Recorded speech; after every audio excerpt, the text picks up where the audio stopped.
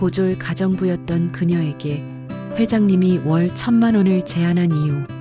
알고 보니 눈물 나는 사연.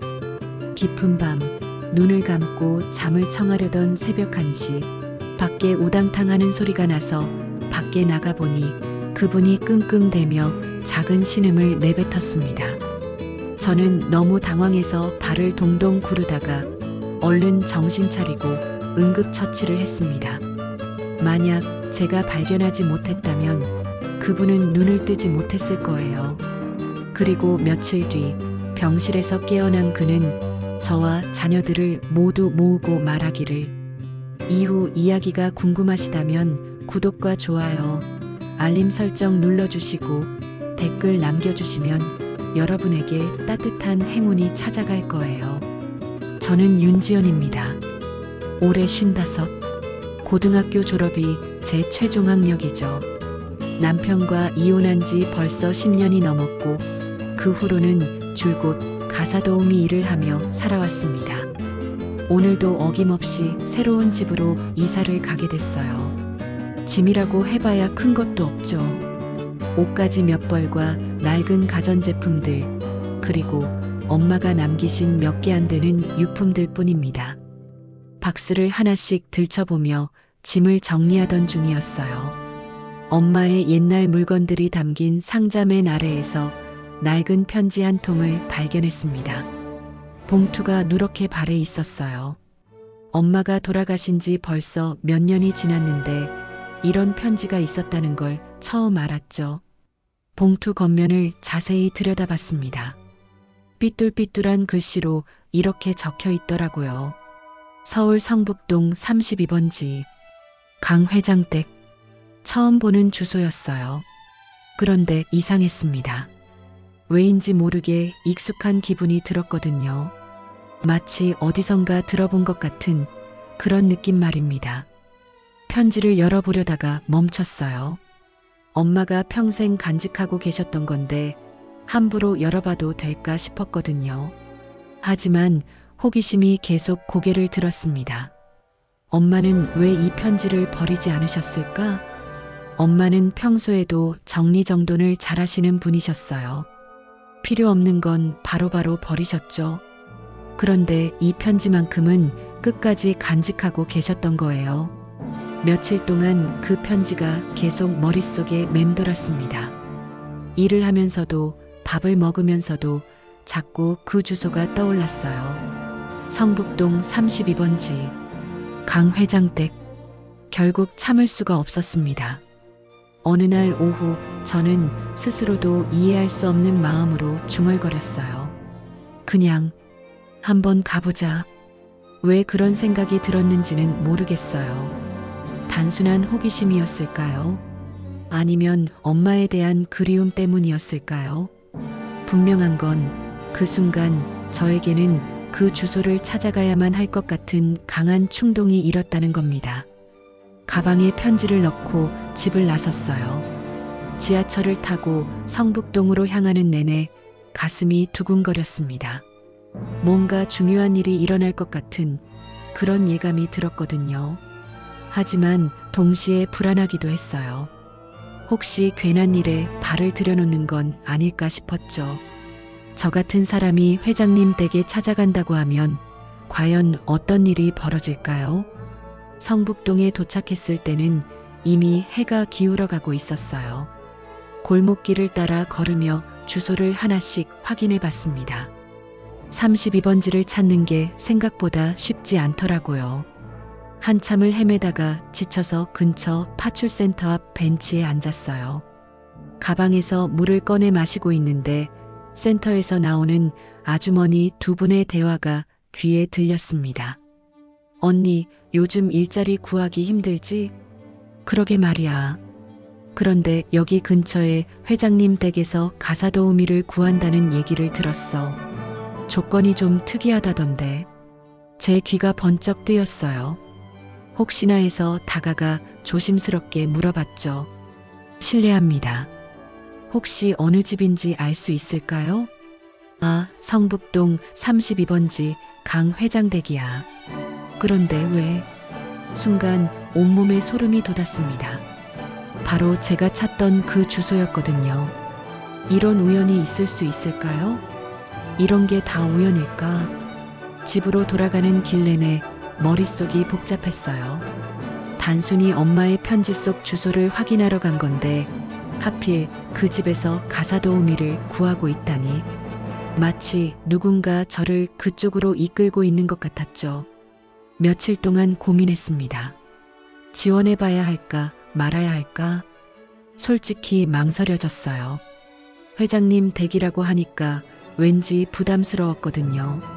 하지만 계속 일자리를 찾아 헤매는 것보다는 나을 것 같았습니다. 결국 용기를 내어 전화를 걸었어요. 차분한 목소리의 남성이 받더라고요. 내일 오후 2시에 오시면 됩니다. 짧고 간단한 통화였어요. 면접이라고 하기에는 너무 담담했죠. 다음 날 정확히 2시에 그 집 앞에 서 있었습니다. 생각보다 큰 집이었어요. 오래된 한옥을 현대식으로 리모델링한 것 같았죠. 대문 앞에서 한참을 망설였습니다. 초인종을 누르자 곧바로 문이 열렸어요. 70대 후반쯤 되어 보이는 남성이 나타났습니다. 키가 크고 단정한 인상이었죠. 말이 적어 보였지만 눈빛만큼은 예리했어요. 윤지연 씨죠? 들어오세요. 거실로 안내받아 마주 앉았습니다. 강 회장이라고 자신을 소개하시더라고요. 생각했던 것보다 면접은 간단했어요. 경력이나 자격증 같은 건 거의 묻지 않았거든요. 대신 이상한 질문을 하셨어요. 밤에 잠이 깊은 편인가요? 보통입니다. 왜 그러시는지, 혹시 응급 상황에 대처할 수 있나요? 갑작스러운 질문에 당황했지만 솔직하게 대답했어요. 심폐소생술 정도는 할 수 있습니다. 그러자 강 회장의 표정이 조금 밝아지는 것 같았어요. 그럼 됐습니다. 자네가 밤마다 내 상태만 좀 확인해주면 좋겠소. 대신 월급은 1,000만 원 드리지. 귀를 의심했습니다. 1,000만 원이라고 하셨나요? 평소 받던 월급의 몇 배가 넘는 금액이었어요. 뭔가 잘못 들은 게 아닐까 싶어서 다시 물어봤죠. 죄송한데 얼마라고 하셨나요? 1,000만 원입니다. 조건은 간단해요.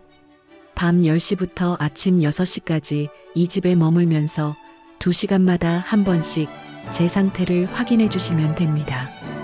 그렇게 저는 강 회장님 댁에서 일하게 되었어요. 처음 며칠은 생각보다 평온했습니다.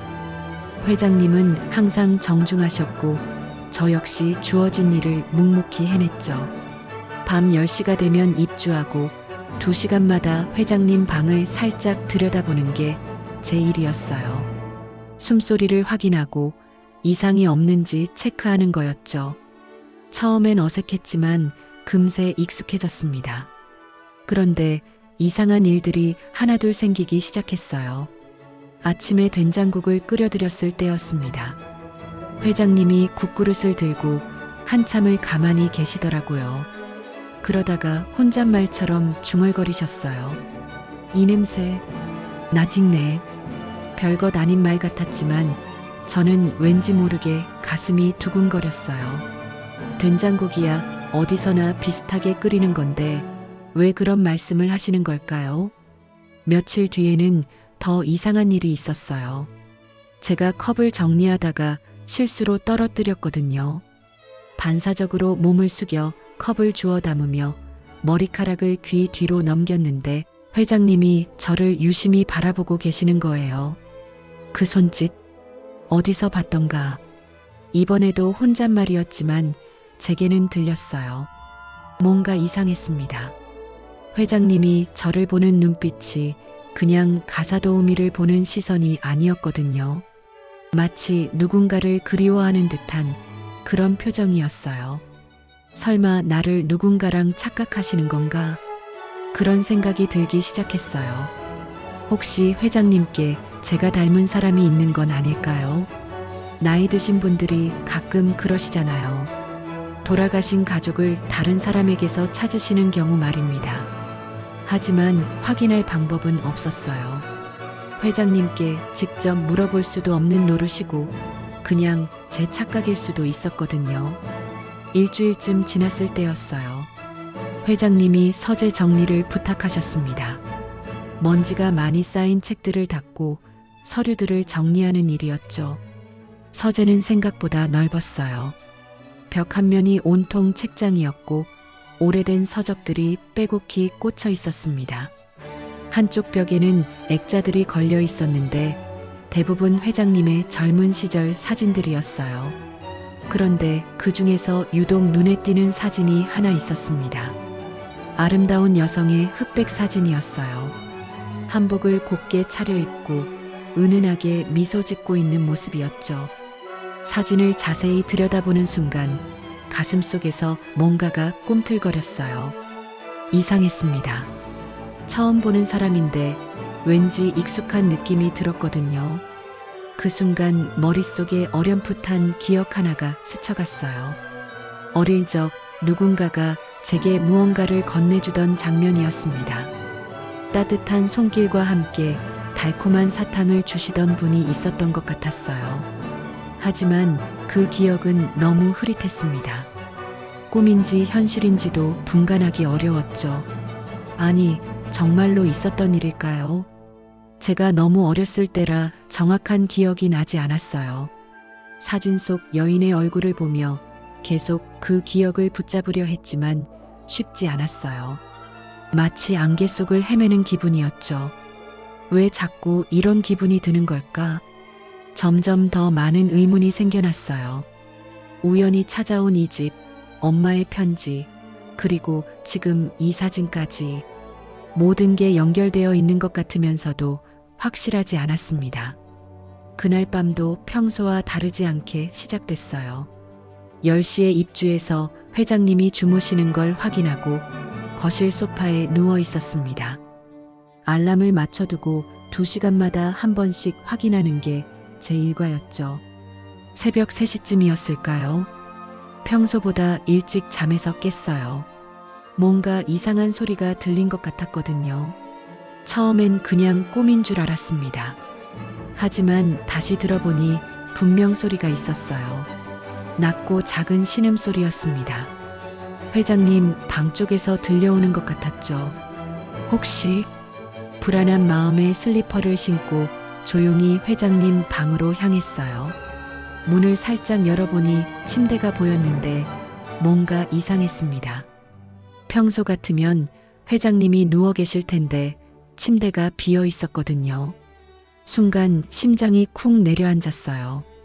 급하게 방문을 활짝 열고 들어갔습니다. 회장님이 침대 옆 바닥에 쓰러져 계셨어요. 얼굴이 새하얗게 질려 있었고 의식을 잃은 상태였습니다. 손으로 가슴 부근을 움켜쥐고 계셨죠. 머릿속이 하얘졌어요. 하지만 당황할 시간은 없었습니다. 예전에 배웠던 응급처치법이 떠올랐거든요. 먼저 회장님의 맥박을 확인했어요. 약하지만 뛰고 있었습니다.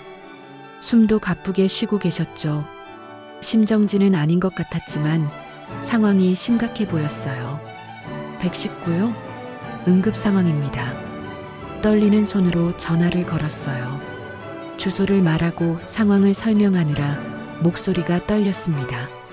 그러면서도 회장님 상태를 계속 확인했죠. 의식은 없지만 맥박은 있습니다. 가슴을 잡고 쓰러져 계세요. 구급대원이 올 때까지 회장님 곁에서 기다렸어요. 맥박을 재고 호흡을 확인하고 계속 말을 걸어드렸습니다. 회장님, 괜찮으실 거예요. 곧 병원에 가실 수 있어요. 몇 분이 지났을까요? 갑자기 회장님의 맥박이 약해지는 게 느껴졌어요. 호흡도 불규칙해지고 있었죠. 안 돼. 그 순간 배웠던 심폐소생술이 떠올랐습니다. 주저할 시간이 없었어요.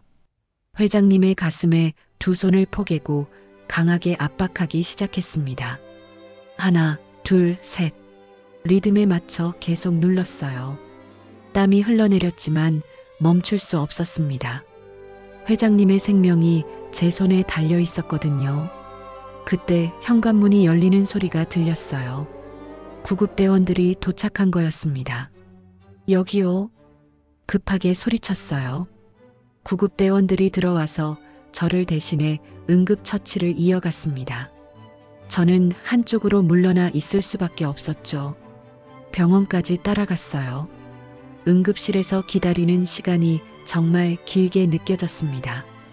계속 최악의 상황만 생각났거든요. 1시간쯤 지났을까요? 의사 선생님이 나오셨어요. 다행히 생명에는 지장이 없습니다. 조금만 늦었으면 위험했을 겁니다. 그 말을 듣는 순간 다리에 힘이 풀렸어요. 의자에 털썩 주저앉으며 안도의 한숨을 내쉬었습니다. 응급처치를 잘하셨네요. 덕분에 골든타임을 놓치지 않았어요. 의사 선생님의 칭찬이었지만 실감이 나지 않았어요. 그저 멍한 얼굴로 앉아있을 뿐이었죠. 손을 내려다봤어요. 아직도 회장님의 가슴을 누르던 그 감촉이 남아있었습니다. 떨리는 손끝에서 생명의 무게가 느껴졌어요. 회장님이 중환자실에서 일반 병실로 옮겨진 건 이틀 뒤였어요. 그 사이 저는 계속 병원에 머물렀습니다. 제가 보호자로 등록되어 있었거든요. 사실 처음엔 이상했어요. 왜 저를 보호자로 하셨는지 모르겠더라고요. 분명 가족이 있으실 텐데 말입니다. 하지만 회장님이 의식을 잃은 상황에서 누군가는 있어야 했죠. 병원 직원들도 저를 회장님의 가족으로 여기는 것 같았어요. 물어보는 일도 없었고 자연스럽게 상황을 설명해 주셨죠. 저도 굳이 정정하지 않았습니다. 그런데 셋째 날 일이 벌어졌어요. 오후 2시쯤이었나요? 병실 문이 벌컥 열리더니 정장을 입은 남녀가 들어왔습니다. 40대 중반쯤 되어 보이는 분들이었어요. 표정이 심상치 않았죠. 아버지, 남자분이 회장님께 다가가며 소리쳤어요. 그제야 깨달았습니다. 회장님의 자녀분들이구나. 당신은 누구세요? 여자분이 저를 보며 날카롭게 물었어요. 목소리에 경계심이 가득했죠. 저는 가사도우미 윤지연입니다. 조심스럽게 대답했어요. 그런데 그 순간 두 분의 표정이 확 바뀌었습니다. 가사도우미가 왜 여기 있어요? 보호자가 누구라고 했죠? 간호사가 들어와서 확인해 보니 제 이름이 보호자로 등록되어 있었어요. 그 순간 병실 분위기가 싸늘해졌습니다. 가정부가 보호자예요? 남자분이 믿을 수 없다는 표정으로 소리쳤어요. 목소리가 커서 복도에까지 들릴 정도였죠. 아버지, 도대체 무슨 짓을 하시는 겁니까? 여자분도 분노를 감추지 못했어요. 회장님은 아직 완전히 깨어나지 못한 상태였는데 그 앞에서 큰 소리를 내시는 거였죠. 조용히 해주세요. 환자가. 제가 조심스럽게 말씀드렸지만 오히려 더 화를 내셨어요. 당신이 뭔데 우리한테 이래라 저래라 해요? 월급을 얼마나 받는다고 들었는데 정말인가요? 갑작스러운 질문에 당황했어요.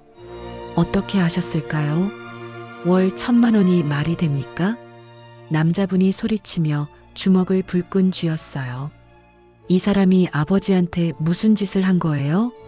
두 분이 저를 바라보는 시선이 너무 차갑했어요.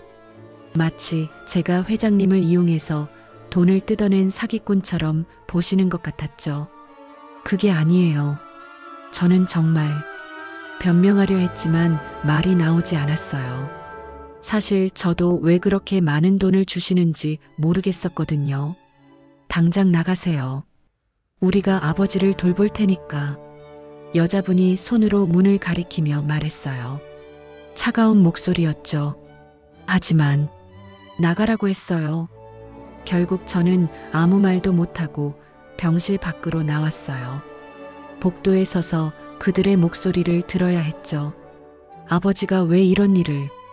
치매는 아니시잖아요. 도대체 무슨 생각으로. 가슴이 답답했어요. 제가 뭘 잘못한 걸까요? 그냥 주어진 일을 했을 뿐인데 왜 이런 취급을 받아야 하는 건지 이해할 수 없었습니다. 병원 로비에 내려가 벤치에 앉았어요. 사람들이 오가는 걸 멍하니 바라보고 있었죠. 이름만 다를 뿐 사람은 다 같은 건데 혼잣말이 나왔어요. 저도 누군가의 딸이고 누군가에게는 소중한 사람인데 왜 가사도우미라는 이유만으로 이런 대우를 받아야 하는 걸까요? 눈물이 날 것 같았지만 참았어요. 여기서 울면 안 될 것 같았거든요. 그저 조용히 앉아서 회장님이 괜찮아지시기만을 기다렸습니다. 사흘째 되는 날 저녁 간호사가 저를 찾아왔어요. 보호자분, 환자분이 깨어나셨어요. 찾으신다고 하네요. 가슴이 두근거렸습니다. 회장님이 의식을 되찾으셨다니 정말 다행이었어요. 하지만 동시에 걱정도 됐죠. 자녀분들이 저에 대해 뭔가 말씀하셨을 테니까요. 병실로 들어가니 회장님이 침대에 반쯤 기대어 앉아 계셨어요. 얼굴에 생기가 돌아온 것 같았습니다. 지연 씨, 고마웠소. 첫마디가 고맙다는 인사였어요. 예상과 달리 따뜻한 목소리였죠. 괜찮으시다니 다행입니다. 안도의 한숨을 내쉬며 대답했어요. 정말 걱정 많이 했거든요. 자네 덕분에 살았소. 의사가 그러던데 조금만 늦었어도 위험했다고. 회장님의 눈빛이 진심으로 고마워하고 계신다는 걸 보여줬어요. 당연한 일을 했을 뿐입니다. 그런데 회장님이 갑자기 진지한 표정이 되셨어요. 뭔가 중요한 말씀을 하려는 것 같았죠. 지연 씨, 우리 아이들이 자네에게 상처가 되는 말을 했다고 들었소. 역시 아셨구나 싶었어요. 별것 아니라고 말씀드리려 했는데 회장님이 손을 들어 제지하셨습니다. 미안하오. 내가 설명을 제대로 못한 탓이지. 설명이요? 무슨 말씀인지 이해가 안 됐어요. 회장님이 잠시 망설이시더니 천천히 입을 여셨습니다. 사실 자네가 우연히 우리 집에 온 게 아니오. 심장이 쿵 내려앉았어요. 무슨 뜻인지 감이 왔거든요. 내 아내가 세상을 떠나기 전 꼭 지켜보라던 아이가 있었소. 목소리가 조금 떨리고 계셨어요. 아내 이야기를 꺼내는 게 쉽지 않으신 것 같았죠. 그 아이의 주소를 적어뒀는데 편지에 적힌 주소 말이오. 자네가 들고 왔던 그 주소가 바로 아내가 남긴 마지막 주소였지. 머릿속이 하얘졌어요. 숨이 막히는 느낌이었죠. 그러니까 저를, 그렇소. 자네를 기다리고 있었던 거요. 온몸에 소름이 돋았습니다. 제가 우연히 찾아간 줄 알았던 그 집이 사실은 저를 기다리고 있던 곳이었다니. 하지만 저는 기억이 안 나요. 어릴 때 일이라. 당연하지. 자네가 6살 때였으니까. 6살. 그때 제 기억은 거의 남아있지 않았어요. 엄마와 함께 이사를 많이 다녔던 시기였거든요. 우리 아내가 자네 어머니와 친구였소. 어려운 시절을 함께 보낸 사이였지. 그제야 퍼즐 조각들이 맞춰지기 시작했어요. 서재에서 봤던 그 사진 속 여인이 회장님의 아내셨던 거군요. 자네가 엄마 편지를 들고 온 걸 보고 확신했소. 아, 이 아이가 그 아이구나. 회장님의 눈가에 눈물이 맺혔어요. 아내가 돌아가시면서 마지막으로 부탁하신 게 그 아이만큼은 꼭 지켜보라는 거였소. 가슴이 벅차올랐어요. 자신도 몰랐던 기억 저편의 연결고리가 지금 이 순간을 향해 이어져 있었다는 사실이 믿어지지 않았죠. 그래서 1,000만 원을. 돈이 문제가 아니오. 자네는 내가 지켜야 할 사람이니까. 눈물이 핑 돌았어요. 이 모든 게 우연이 아니었던 거예요. 엄마의 편지, 그 주소, 그리고 회장님과의 만남까지. 그런데 왜 진작 말씀해주지 않으셨어요? 자네가 부담스러워할까 봐서. 그냥 자연스럽게. 그게 좋을 것 같았거든. 회장님의 배려였던 거군요. 하지만 이제 모든 게 명확해졌습니다. 이제 이해가 되시겠지? 왜 자네가 이 집에 있어야 하는지. 고개를 끄덕였어요. 더 이상 의문이 없었죠. 이 모든 게 운명이었던 것 같았습니다. 일주일 후 회장님이 퇴원하셨어요. 집으로 돌아오는 길에 회장님은 계속 창밖을 바라보고 계셨습니다. 뭔가 생각에 잠겨 계신 것 같았죠. 집에 도착해서 짐을 정리하고 있는데 회장님이 저를 부르셨어요. 지연 씨, 잠깐 정원으로 나와 보겠소. 정원으로 나가니 나무 그늘 아래 오래된 벤치가 하나 있었어요. 회장님이 그곳에 앉으시더니 옆자리를 손으로 가리키셨습니다. 조심스럽게 옆에 앉았어요. 잔디밭 너머로 해가 지고 있었고 저녁 바람이 살랑살랑 불어왔죠. 한참 동안 아무 말씀도 안 하셨어요. 그냥 정원을 바라보고 계시더라고요.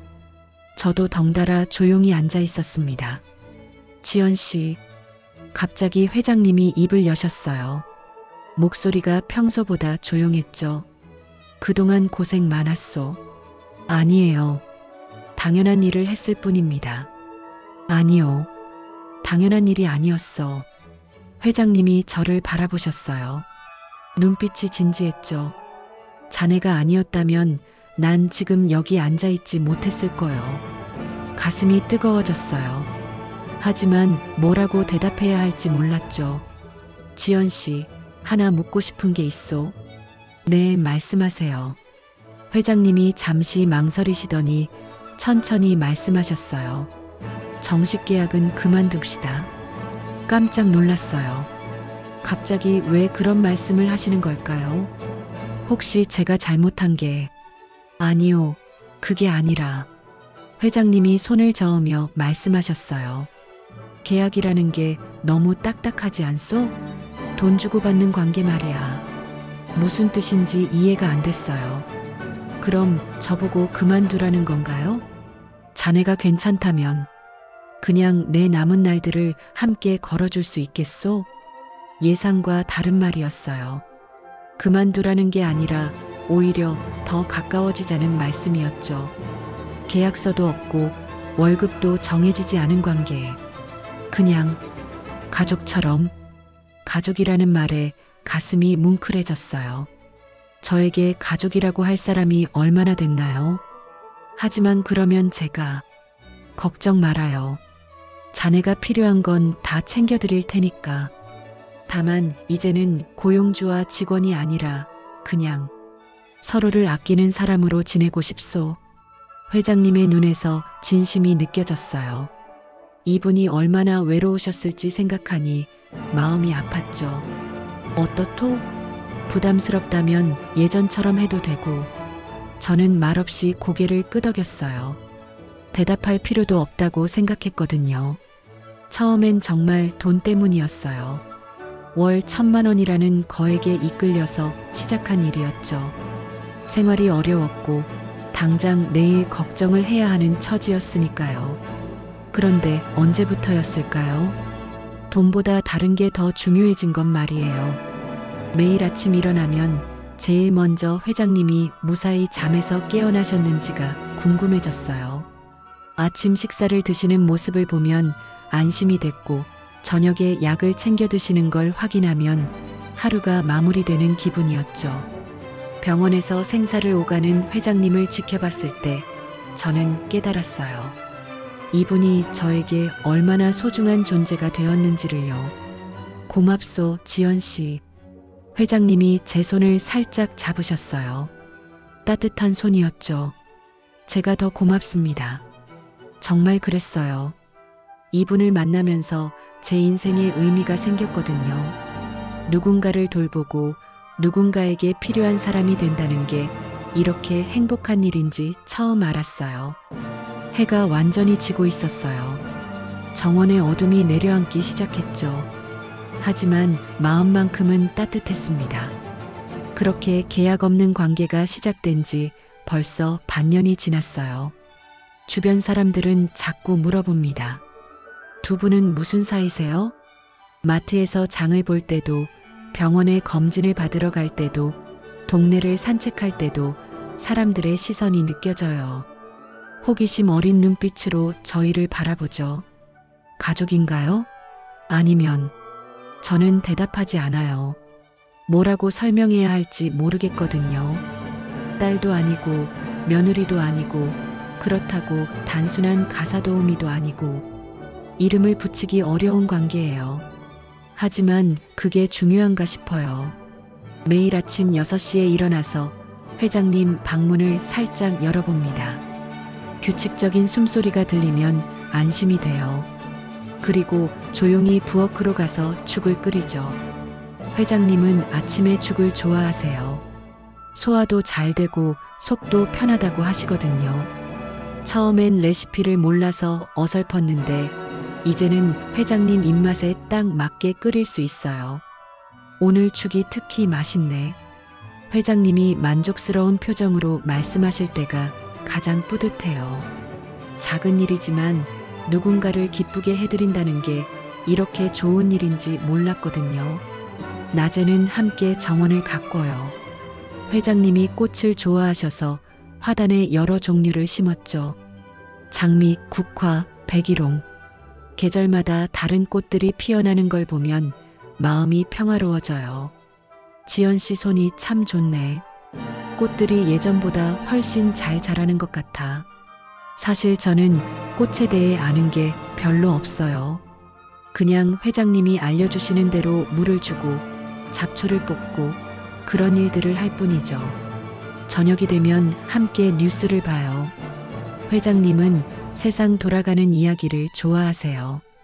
가끔 저에게 의견을 물어보시기도 하죠.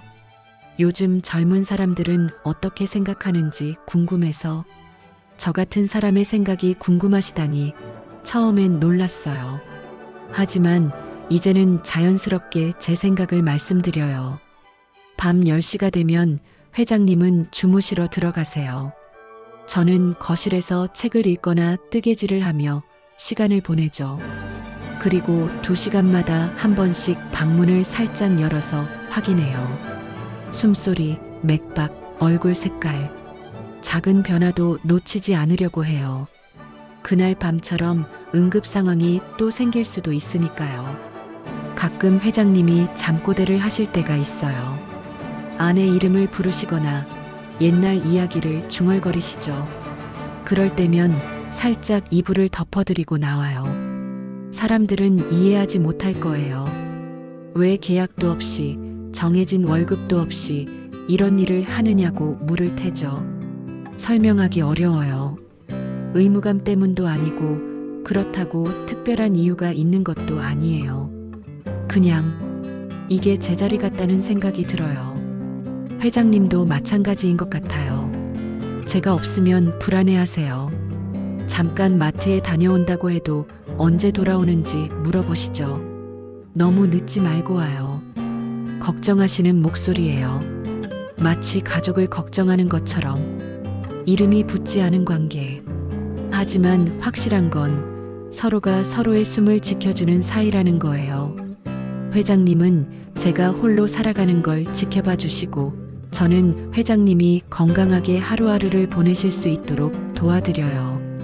그리고 그것이면 충분해요. 더 이상 다른 이름은 필요하지 않죠. 그저 서로에게 없어서는 안 될 사람, 그 정도면 되는 거예요.